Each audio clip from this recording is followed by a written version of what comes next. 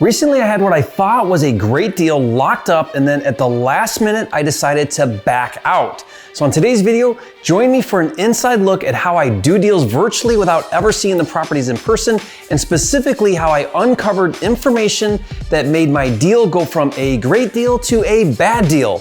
Get ready to look over my shoulder and watch me get a wholesale deal, and then why I decided to back out, coming up.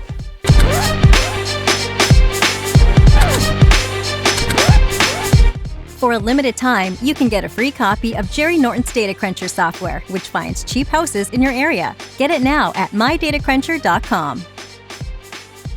If you're new here to the channel, I'm Jerry Norton with FlippingMastery.com, and this channel is all about ways to help you make money wholesaling and flipping real estate so you can live your dream life. Be sure to subscribe and turn on the bell notifications so you don't miss new videos. So I like to keep it real here on my channel and not just show the wins, but also give you a real look at the reality of what goes on and what takes place to be a successful wholesaler and flipper. So since I wholesale and flip houses remotely or virtually all across the country in several different markets, my basic overarching strategy is to do minimal due diligence initially, secure a contract with the seller, and then do a deep dive on the value and condition of the property to verify and validate that I actually have a good deal.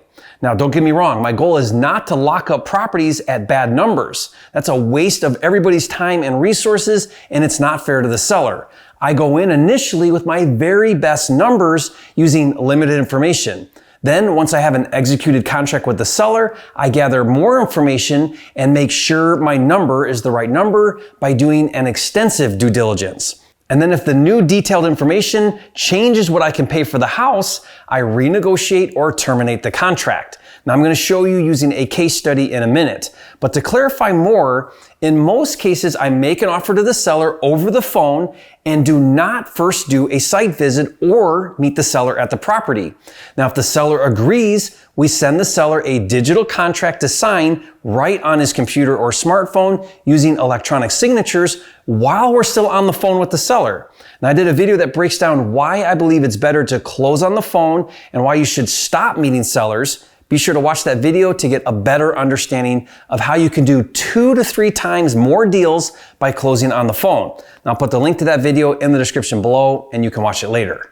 What that means is there's a good chance we're going to uncover and gather new information about the deal after executing a contract with the seller during our due diligence that will change the price we can actually pay for the property. And that's actually very normal. That's actually built into the business model. The reason why it's so much better to perform detailed due diligence after having a contract is because if you do it before having the contract, you'll waste a lot of time evaluating and analyzing deals. There's no way around doing a thorough due diligence when wholesaling and flipping, but the key is the timing. Now, to make this as simple as possible, just remember this.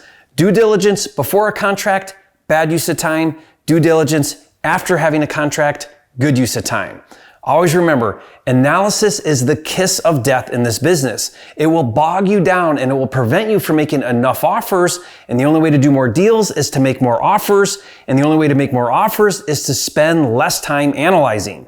To put this in perspective, my good friend and rockstar wholesaler Jamil Damji, he told me his goal is to comp a property and get to his number in less than a minute. And the reason why is because he understands how important it is to get as many offers as he possibly can in front of as many sellers as he possibly can. He knows that analysis paralysis will prevent him from doing more deals, and I believe he's dead on. Which, by the way, that's why I created a comp tool with built-in deal analyzer. Using this tool, you can get a value and run the wholesaling buy formula to get to your offer price in a matter of seconds. And I'll give this to you for free. Just go to compmydeal.com for a free login. So let me show you a recent deal that we locked up but then ended up backing out of and why.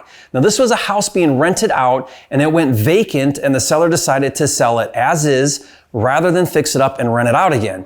Now, I have no idea how a tenant was living in it, which you'll see in a minute. It was in really bad shape. So this was an absentee owner lead, and more specifically, a tired landlord, which is one of my favorite lead types. In fact, I have a video where I show you a hack strategy to find burned out landlords right at the perfect time when they are the most motivated to sell when their property goes vacant. Now I'll put the video link in the description below and you can check it out later.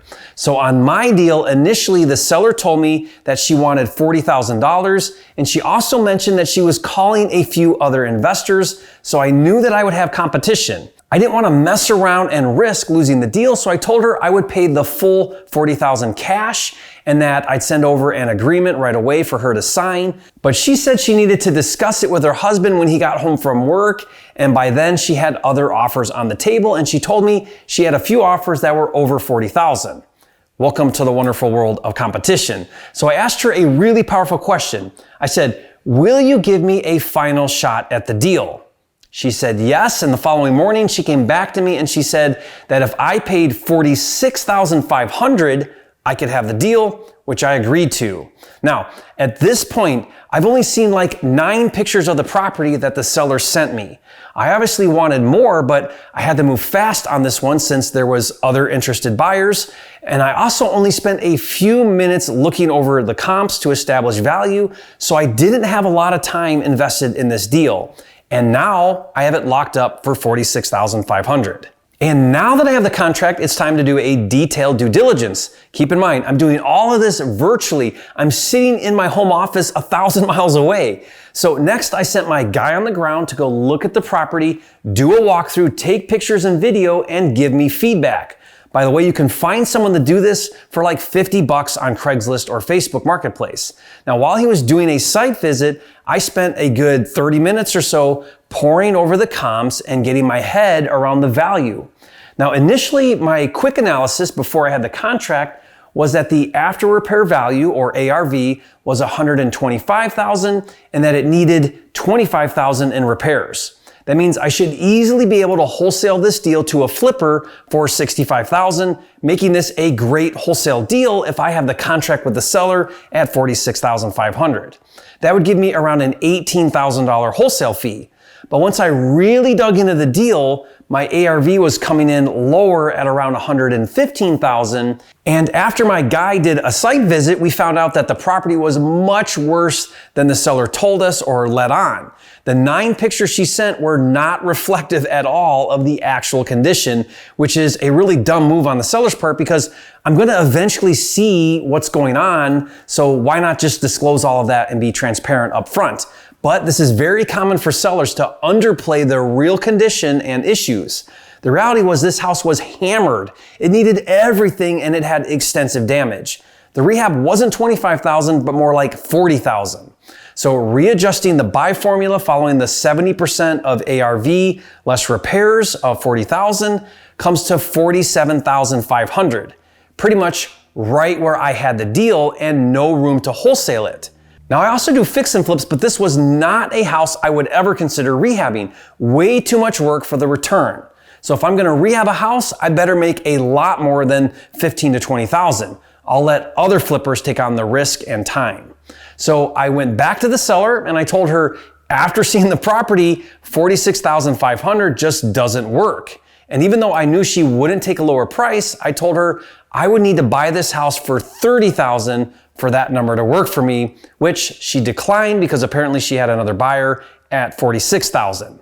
Now, if she would have accepted my new price, I would simply use my price reduction addendum to amend the price.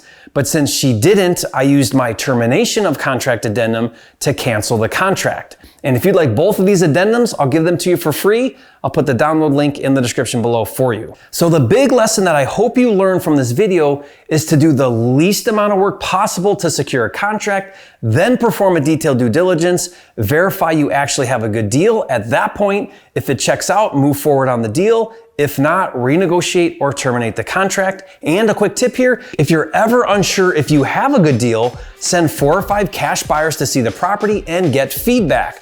Nothing will tell you better what the real numbers are than legit active cash buyers. If you found value in this video and you understand better how to be more effective with your analysis, leave a comment and say, "Thank you for the valuable tips, Jerry. You are a flipping genius." And finally, getting good on the phones and making offers is an important skill to learn. I put together a compilation video of like 9 or 10 live video calls I made where I'm making offers on the phone. In fact, it's an hour straight and it will really help you to effectively position yourself when making offers. So watch that video right now. And if you haven't yet, be sure to subscribe to my channel with almost 600 videos. This is the #1 channel on YouTube for all things wholesaling and flipping. And I'll see you on the next video.